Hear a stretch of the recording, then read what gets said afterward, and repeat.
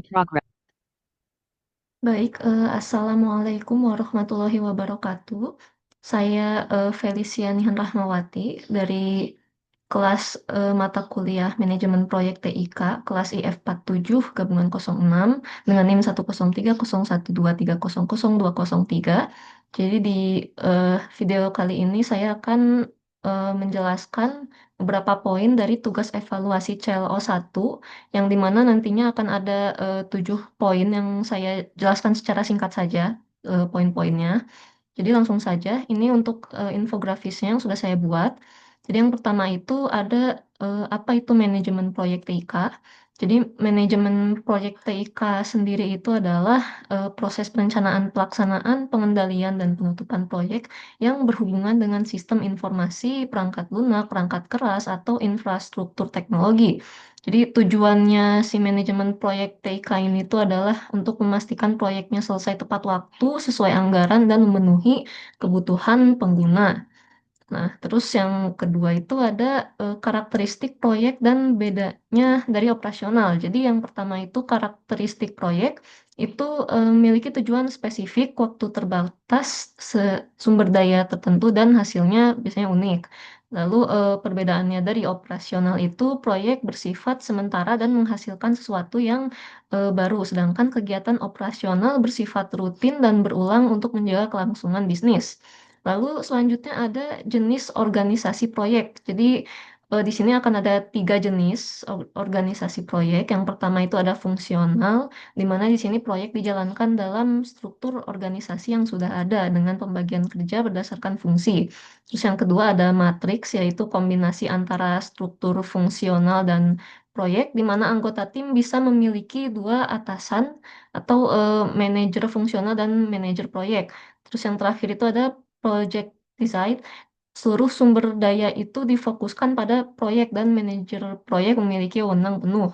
Lalu lanjut kita pindah ke proses manajemen proyek. Jadi di sini akan ada 5 proses. Yang pertama itu ada initiating atau inisiasi. Di sini intinya dia mendefinisikan tujuan dan ruang lingkup proyek. Terus yang kedua ada planning. Di situ kita lakukan perencanaan seperti membuat jadwal, anggaran, dan rencana kerjanya si proyeknya.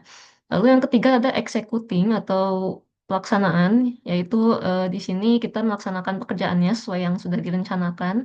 Lalu selanjutnya ada monitoring dan controlling atau pemantauan dan pengendalian, di mana di sini memastikan proyek itu tetap sesuai dengan target yang sudah ditentukan. Lalu yang terakhir itu ada closing atau penutupan, yaitu menyelesaikan dan mengevaluasi hasil proyek. Terus lanjut di sini ada sertifikasi yang bisa diambil. Nah, ini jadi di sini ada beberapa yang saya temukan dari research saya. Di sini ada 5, yaitu ada PMP, Project Management Professional, terus ada Certified Associate in Project Management, ada Project in Controlled Environments, terus ada Scrum Master or Agile Certification, dan terakhir juga ada Information Technology Infrastructure Library.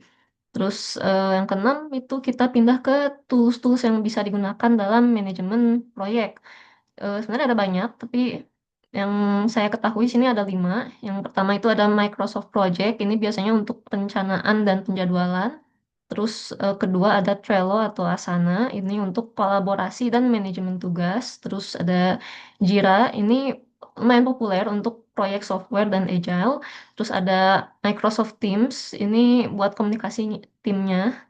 Terus yang terakhir ada Monday.com atau Notion, ini untuk manajemen proyek berbasis visual. Terus yang terakhir ada beberapa website atau sumber-sumber informasi proyek di sini yang saya temukan.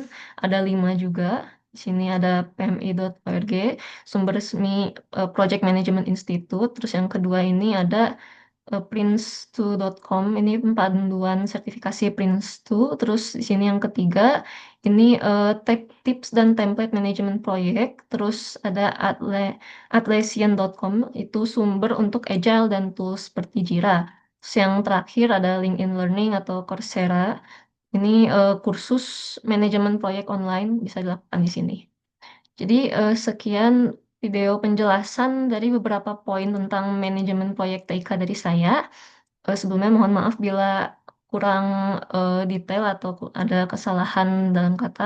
Wassalamualaikum warahmatullahi wabarakatuh.